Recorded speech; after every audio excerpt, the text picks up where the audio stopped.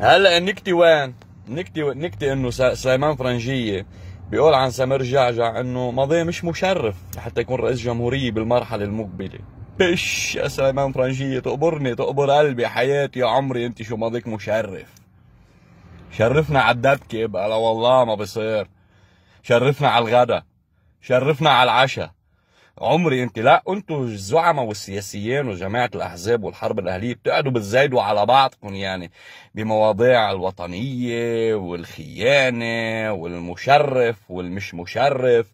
انا مش عم دافع عنه للزلمة يعني، بس انه انتوا مثلكم مثله يعني. اذا هو قتل ومجرم، ما انتوا قتلوا ومجرمين وفي برقبتكم دم من كبيركم لصغيركم كلكم سوا.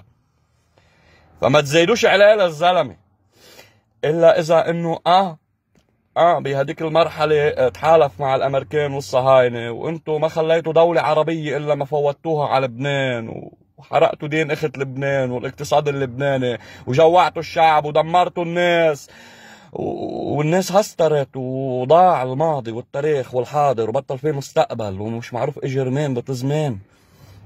انتو ما خصكن. اللي بدنا نقوله اليوم يا قلبي، عمري اشتقت لكم يعني، اللي بدنا نقوله انه نحن اقل شيء بالوقت الحاضر شايفين انه سلوك سمير جعجع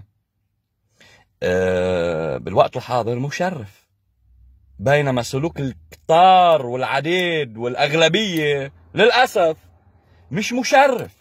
يعني الزلمه جرب هو وجماعته يزبطوا حالهم ويزبطوا ويرجعوا يرتبوا امورهم وطريقه تفكيرهم ويكونوا احسن ويتقدموا للاحسن، بس انتوا لا. مع العلم انه انا مش قواتي، بس هي الحقيقة.